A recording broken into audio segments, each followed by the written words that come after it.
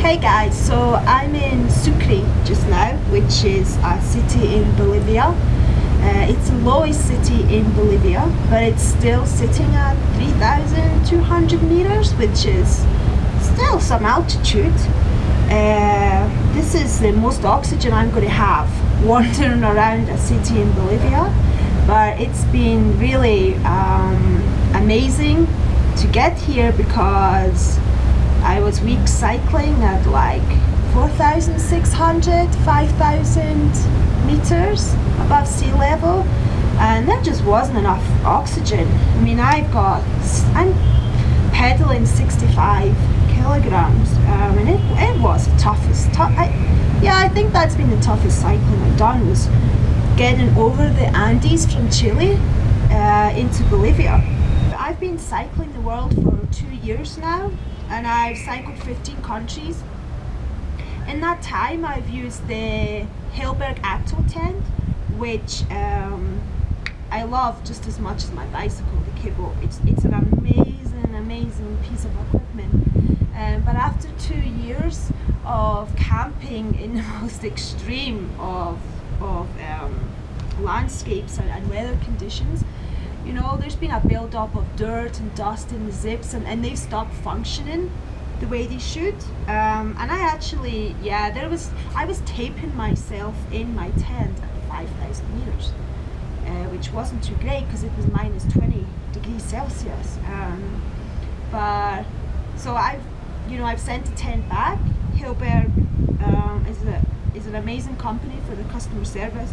They understand the adventurer, and that's why I chose that company for my tent.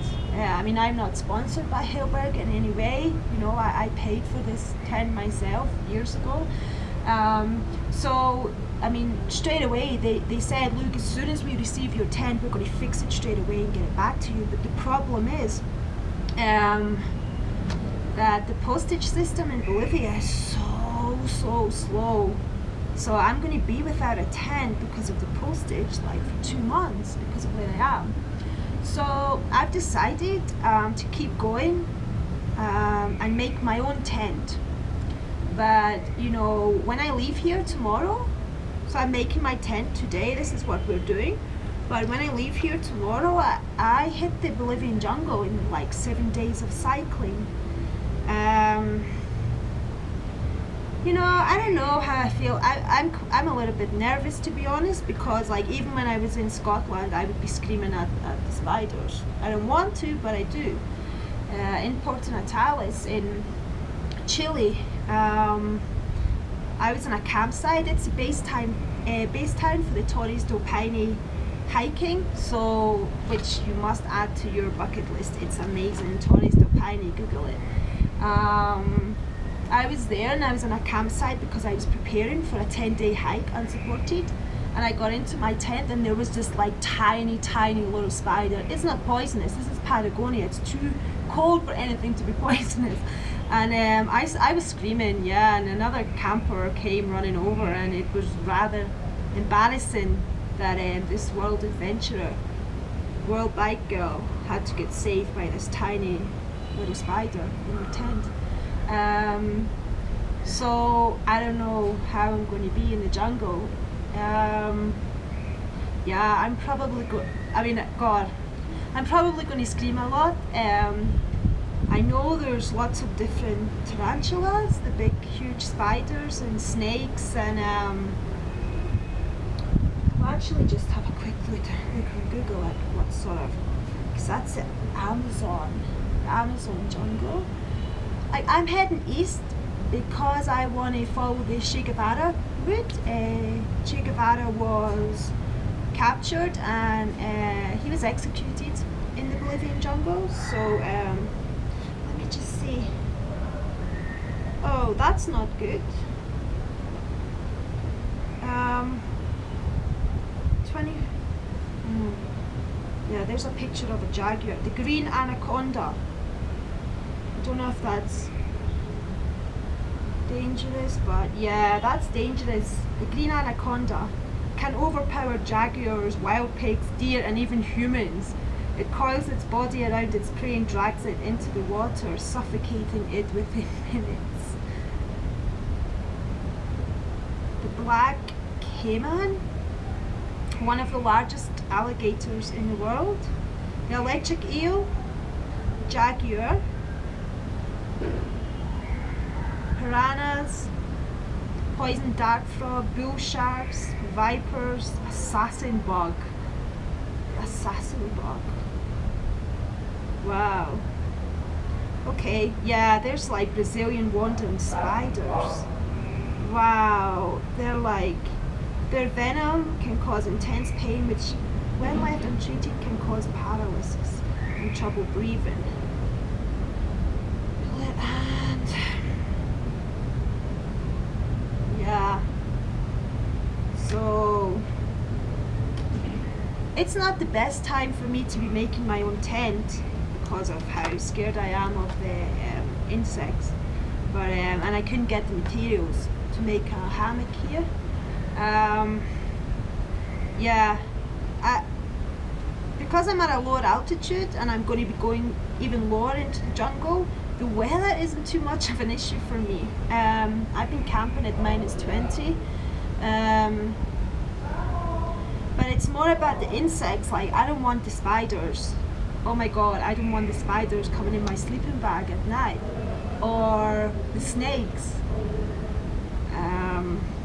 If it happens, I'm going to have to deal with it, yeah, but I'm hoping it doesn't. And so the stuff I got to make my tent, I've got this mosquito net, and it's just by chance, it's cost me £2, it's just by chance it got the pink trimming, but it's, oh my god, I just noticed, it's got like pink lace on it.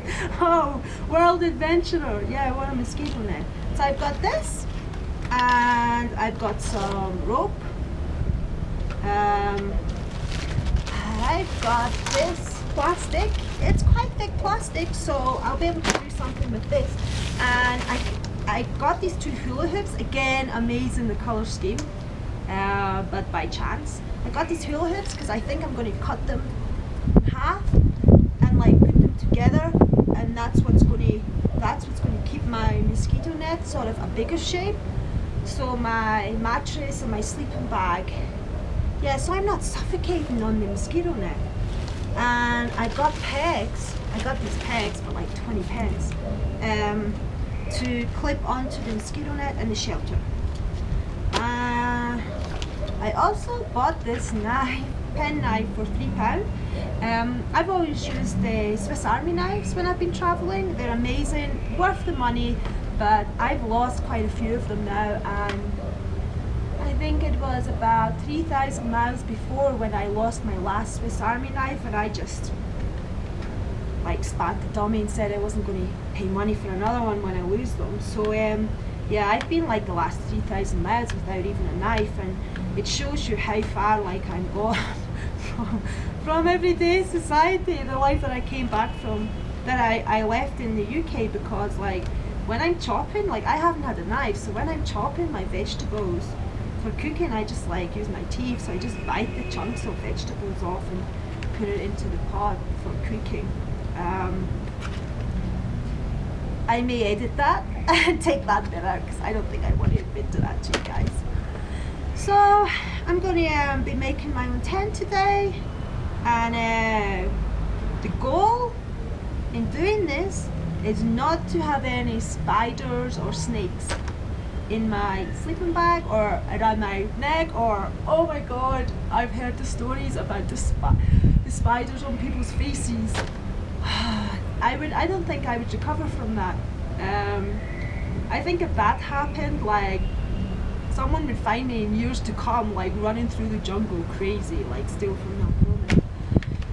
So here goes. But I think the best way to go about making a tent is to build it around my bed.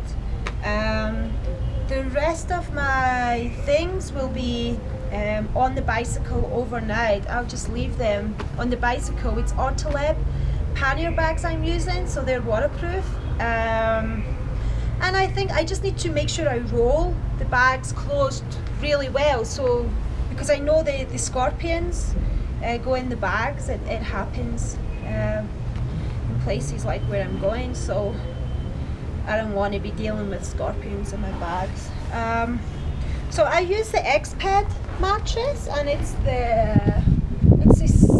Mat 7LW, and it's a mat that you pump up with your hand, and it's so you've got a good mattress of air.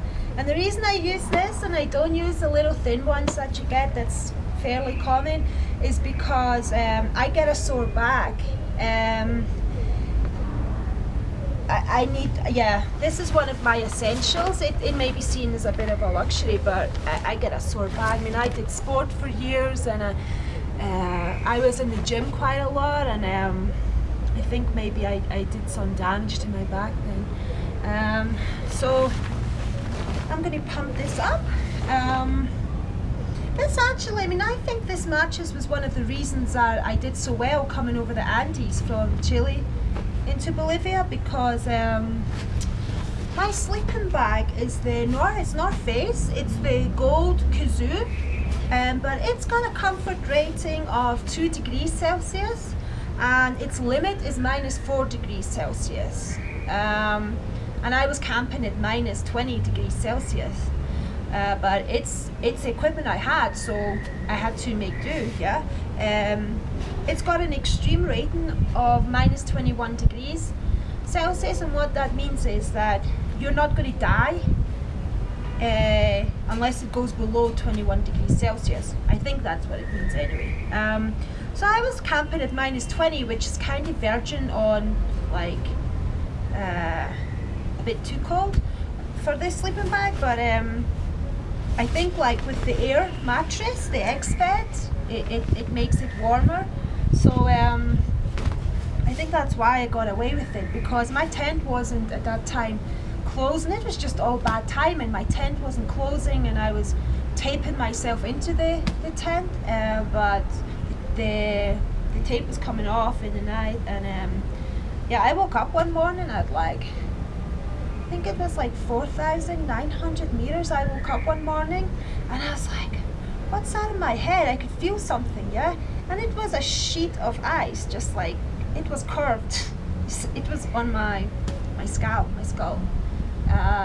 And like a couple of hours later, I've got photos of her, still clumps of ice. So let's get this done. This is my worst job that I do when I'm setting up my camp at night after a hard day in the saddle. Like, this is a part that I can't be bothered with, but I couldn't do without it, because I get a really good night's sleep on this mattress, really. And when you're while camping night after night, it makes a difference. Okay, so that's the mattress. It's pumped up. So I'll need this. So to take this knife, I don't know how I'm going to open this without a knife.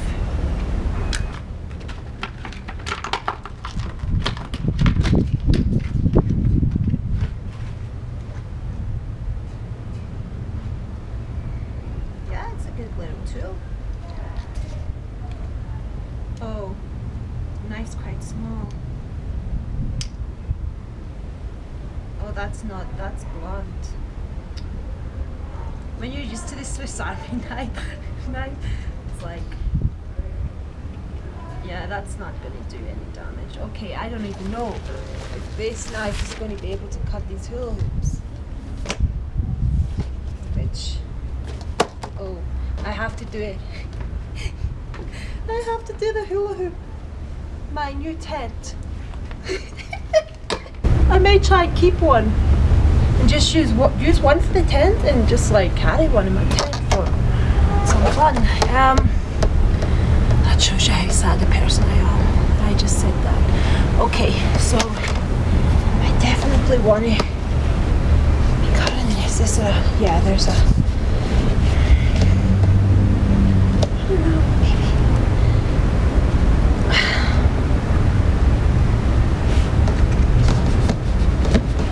Oh, I've got the saw. I've got a saw on this. Yes. Okay. I'm gonna move this out of the way so it doesn't get. Okay.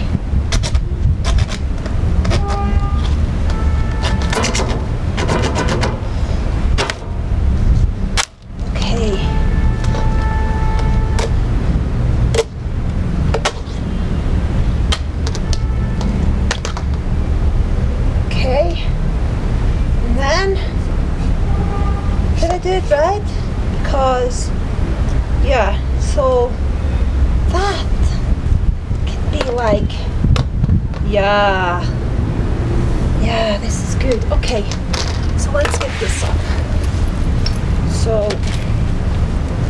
I can maybe put it like, there's a door in this, look.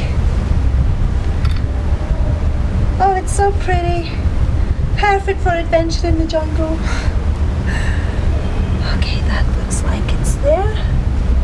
Okay, so let's, oh, but yeah, I think I can do this. So, yeah, okay. I am the world's least practical person. Oh, like, I'm so thick. I can't even work out how to get this. Yeah, so. Oh, please fit in the hole. This is going to be a problem. If this doesn't fit in the hole, it's going to be a problem in my plan. Oh.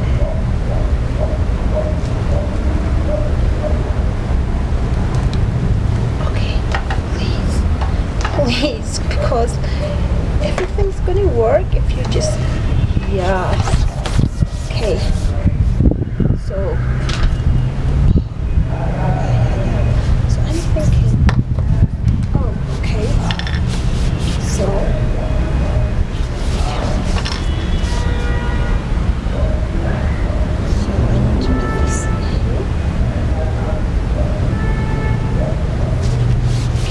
I know it doesn't look right now that this is going to be a tent for an adventurer, but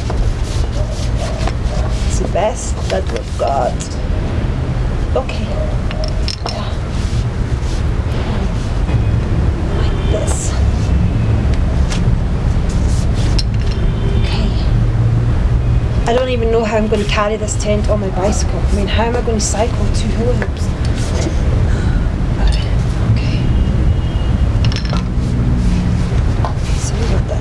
Okay. Yeah, okay. So, here's the other. Oh, that's 1 hula hoop. So I'm going to need 2 hula hoops. Oh, maybe. I think I need to use the other hula hoop for the tent. I don't think I'm going to be able to. I'm not going to, yeah. I'm going to have to use the other hula hoop. Where's the knife? All my friends make fun of me when I'm making YouTube videos because I speak with a really funny accent. But what you're hearing now is the way that I have to speak for people to understand me, because I'm Scottish. And even like English speaking countries don't understand me when I speak, like Australians and USA people. So because I've been speaking like this for so long, it's 2 years I'm cycling now, that I can't change it. I can't change this for my YouTube videos.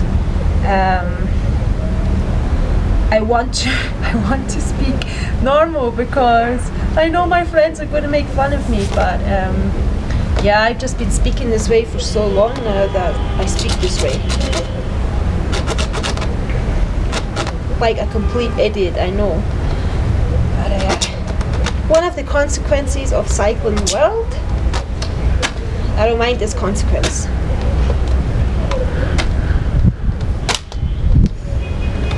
Yeah, okay. So, this hula hoop can then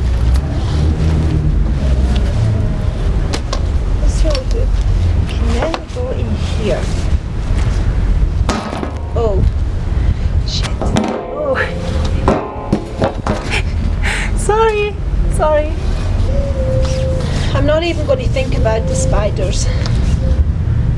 snakes and the crocodiles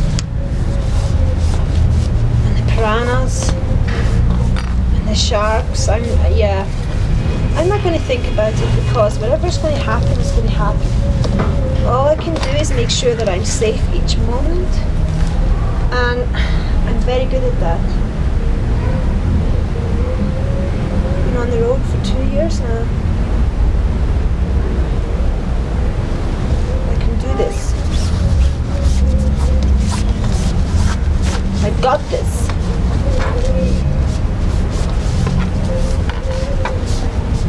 I just can't believe I'm going into the Amazonian jungle with this tent. Oh yeah, it's quite good. Yeah. So yeah. And then if I tie this, it looks good. It's looking good.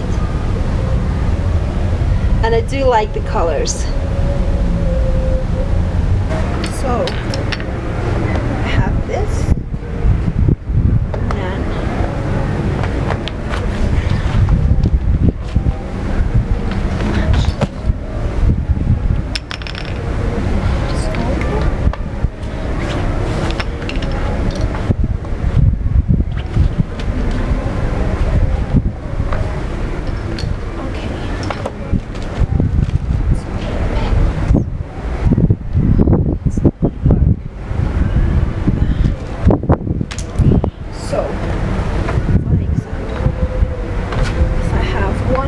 here.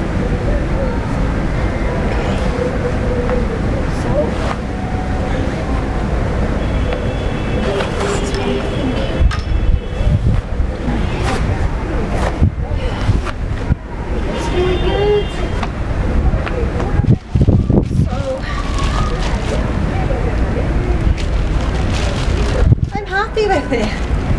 I mean, I can make it more sturdy, it's just for sizing, but I think it's a good tent. 2 months. It needs to last me 2 months. And I need to find some way to make it a hammock when I reach the jungle.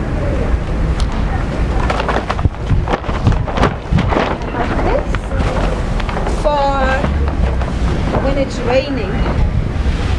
I'm sure if I've camped at -20 with a tent that's not closing, that I'll be fine at normal temperatures.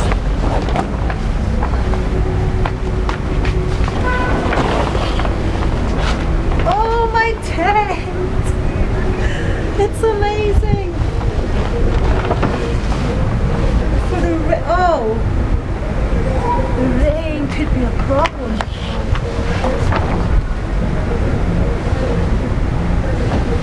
Oh, yeah.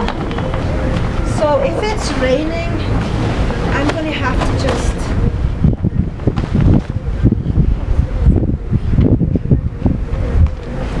here we go. My tent.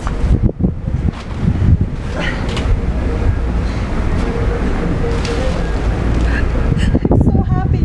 I have a tent again.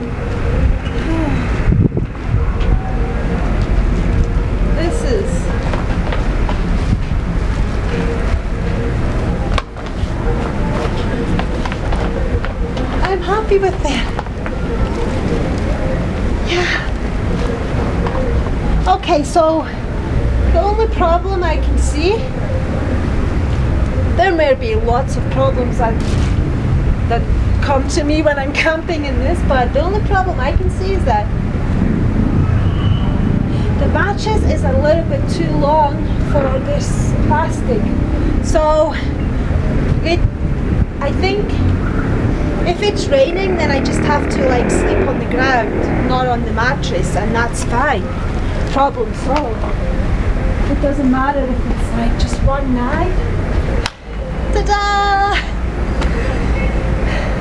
My tent and my home for the rest of Bolivia, really, because I only have 2 months left on my visa here, so this is it. Yeah. this. I feel happy. I think it's really awesome actually. I'm so proud of myself. So I'm actually excited to use this and see what it's like. Oh my god, I absolutely love it. I'm going to show you inside my home. So I'm in my tent and it works for me. I'm actually really friggin' happy with it. I'm delighted. Yeah, I did this. I got through. I had the problem. I've sorted it. I can keep cycling. This will be my shelter for 2 months. So yeah, I mean, yeah, I'm happy. The most important part of this is the mosquito net, because Bolivia has the Zika virus, and when I leave Sucre, it's okay just now, I'm at like 3,200 meters, but when I cycle from Sucre, I'm going to be downhill because I'm heading for the jungle, and once I get to 2,000 meters and below, that's when I'll have the mosquitoes. So it's super important that I have this net.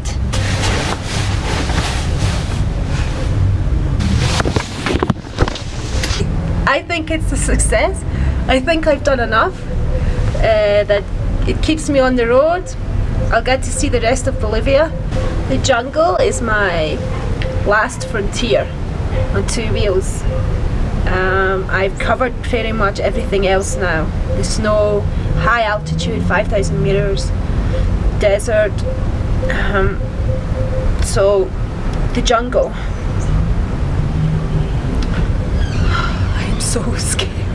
I'm cycling the world on my own. Like, I'm aware of immediate dangers all the time. You have to be hyper aware, hypersensitive.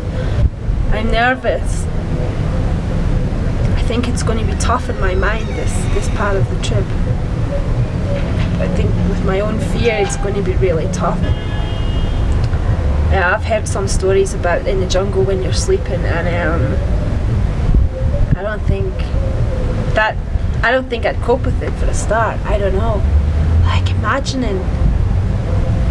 waking up and there being a tarantula in your face or in your mouth. Like, oh my god. Someone that is hysterical and screams if there's tiny little spiders in my own country, then going to the jungle in Bolivia is, it's really, really scary. I'm nervous. I want to be okay. I want to be okay. I think I'm going to scream a lot.